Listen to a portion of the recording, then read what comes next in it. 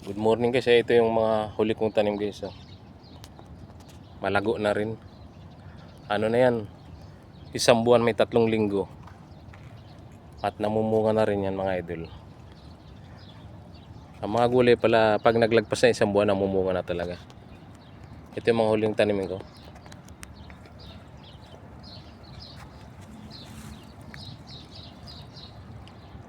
Namumunga na.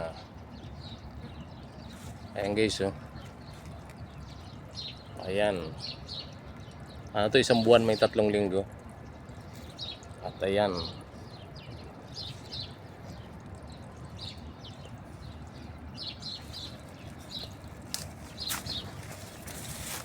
Ang lago ng mga idol, ano. Itong tanglad ko mas mataas pa sa akin. Sobrang taas. Mas mataas pa sa akin mga idol. Parang talahib sa gubat. Ito yung kalabasa ko mga idol, oh.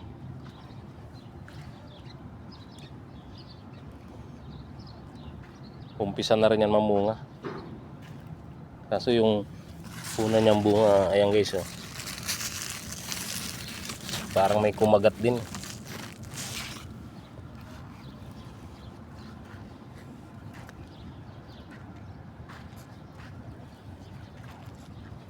Ayan, oh, bubulaklak. Isang buwan may 3 linggo mo yan mga idol. Dati nung nakaraang taon, nagtanim ako, hindi ko binibilang yung araw. Ngayon binibilang ko mga idol. Tinatry ko kung ilang buwan ba talaga bago mamunga. Ito yung kinain ng uod guys, oh. Yung inisprayan ko ng suka, yung lumago na siya guys, oh. Ito yung isa, oh, na naubos yung mga dahon. Itong dalawang puno na to guys, oh. Ngayon okay na siya, naka-recover na. Talaga palang pwede rin pala yung pangtanggal ng insekto, yung suka at asin, baking soda.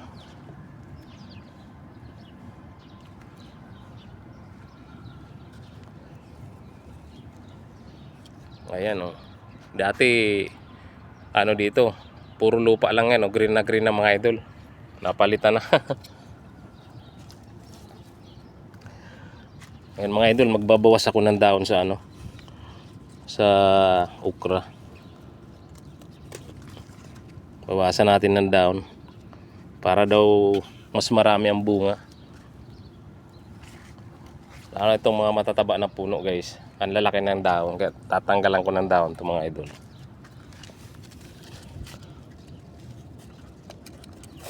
Ayan, oh. Yung malalaking dahon guys, puputulin ko.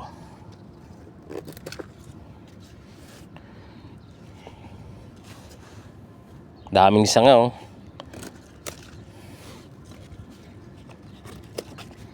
Ayan, yung mga magulang na dahon tanggalin natin guys. Ayan, tuwing sanga yan guys, lahat yan mag-produce ng bunga.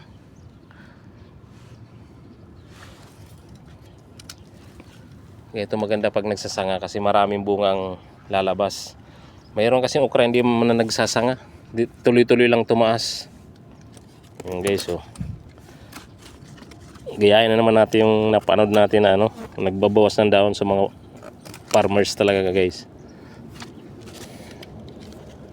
Kaya try ko din to guys.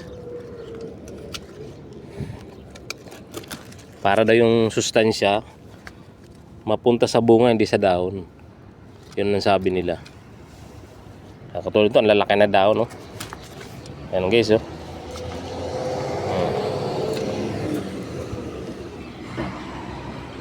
Luwasan ko ng dahon.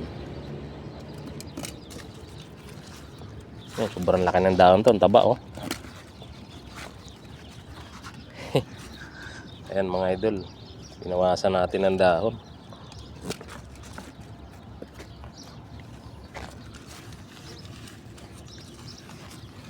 Daming sanga nitong okra na to, eh.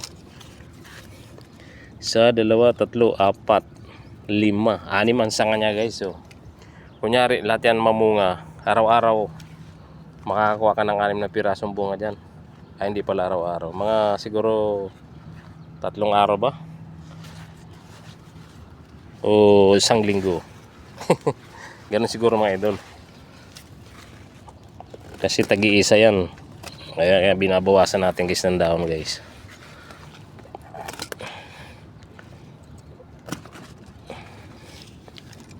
Para tumaba siya. Lumaki ang bunga. Ay yung taba pumunta sa bunga mga idol.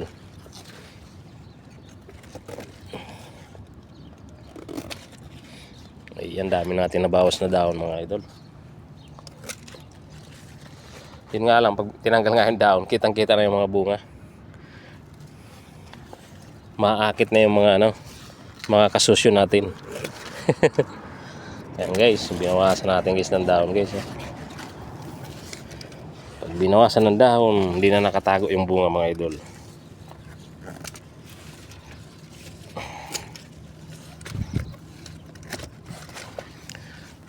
Para yung taba ay yung sustansya guys mapunta na daw sa bunga. Ito ang lalaki ng dahon na itong una oh. Sobrang tataba ng dahon.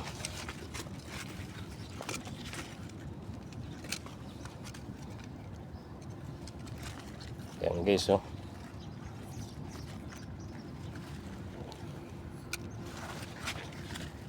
Tinanggal ko na yung malalaking dahon oh.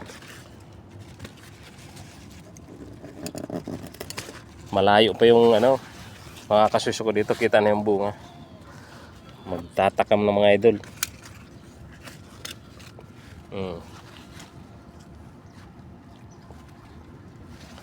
Guys oh, kitang kita na guys yung mga bunga guys oh.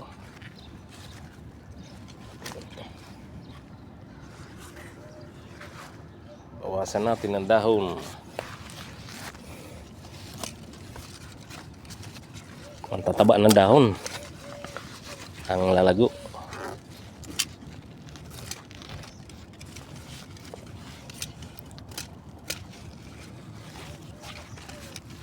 Ito guys, ang laki guys ng dahon guys oh.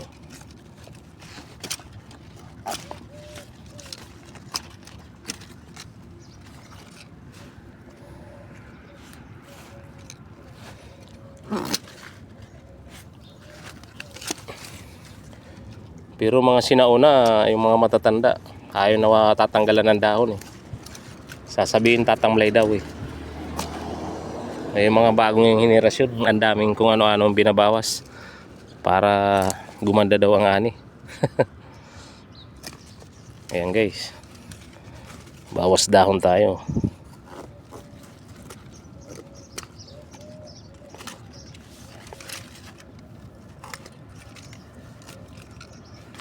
Dami sanga. Ayan. O, pagbawas ng dahon, kitang-kita na mga bunga. Malayo pa, kita na may bunga.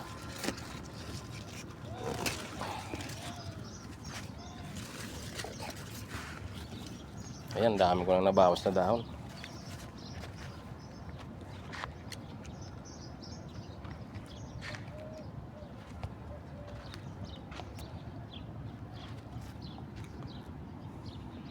Ang ganda ng talbos ng kalabasa. Sana hindi mapagtripan.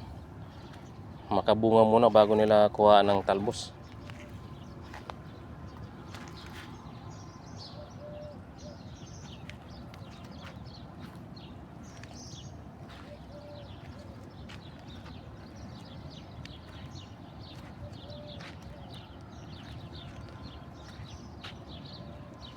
Ganda ng tanim ko.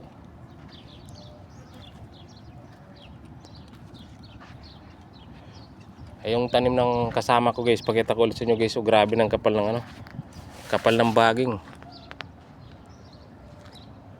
Unang-una yan tinanim sa akin, agad ngayon wala pa rin bunga.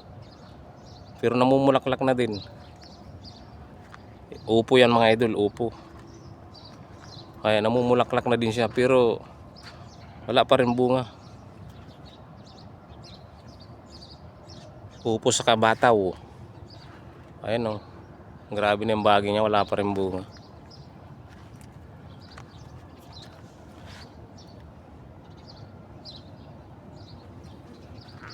Siguro nilagyan ng yan, maraming abono. Pagka nasubrahan sa abono yung mga gulay, ayan lang, tataba lang ng tataba. Ang daming dahon. Baging, gapang lang ng gapang, pero hindi makabuo ng bunga. Ganyan pag sobrang taba ng mga gulay, pag sobra sa abono. Yan guys, maraming salamat guys. Ayan, tapos na ako magtanggal ng mga dahon.